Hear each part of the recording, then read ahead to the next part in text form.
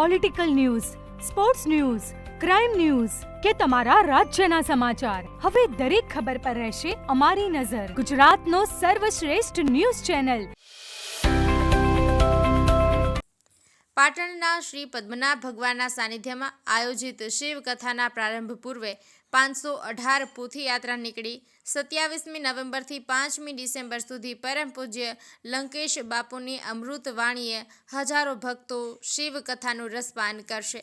પાટણના શ્રી પદ્મનાભ ભગવાનની સાનિધ્યમાં નિર્માણ પામનાર 700 વર્ષ પૂર્વેના શ્રી ગોપેશ્વર મહાદેવ મંદિર પરિસરના જીર્ણોદ્ધારને લઈને તારીખ 27મી નવેમ્બરથી 5મી ડિસેમ્બર સુધી આયોજિત કરવામાં આવેલી ઇન્ટરનેશનલ શિવકથાકાર પરમ પૂજ્ય લંકેશ બાપુની શિવકથાના પ્રારંભ પૂર્વે શહેરના નરસિંહ ભગવાનના મંદિર પરિસર ખાતેથી ભક્તિ સંગીતના સુમધુર સુરો વચ્ચે 518 પોથયાત્રા નીકળી હતી.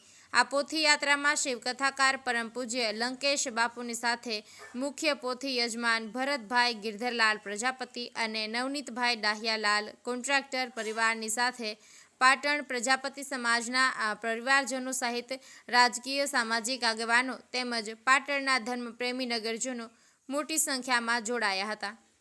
પાટણના શ્રી પદ્મનાભ ભગવાનના સાનિધ્યમાં યોજાનાર આ 9 દિવસની શિવકથાના વક્તા ઇન્ટરનેશનલ શિવકથાકાર ડૉક્ટર લંકેશ બાપુ પોતાના સુમધુર કંઠે હજારો શિવ ભક્તોને શિવકથાનું રસપાન કરાવશે.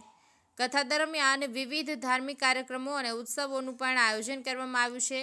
પાટણ શહેરના પદ્મનાભ મંદિર પરિસરમાં 700થી વધુ વર્ષ પ્રાચીન અને પૌરાણિક શ્રી ગોપેશ્વર મહાદેવ મંદિરના જીર્ણોદ્ધાર નિમિત્તે ધાર્મિક નગરી અણહિલવાડ પાટણ ખાતે પવિત્ર પદ્મનાભ મંદિર પ્રાંગણમાં શિવકથાના પ્રારંભ પૂર્વે ગુરુવારે બપોરે 508 શિવ પોથીયાત્રા નરસિંહજી મંદિરથી પ્રસ્થાન પામી દોશીવાટ, હિંગળા ચાચર, જૂનાગંજ બજાર, નીલમ સિનેમા, મીરા દરવાજા, માધવનગર અને પદ્મનાભ ચોકડી થઈ પદ્મનાભ મંદિરે પહોંચી હતી, જ્યાં વિધિવત રીતે પોથી પૂજન કરી શિવકથાનો દીપ પ્રાગટ્યથી પ્રારંભ કરવામાં આવ્યો હતો.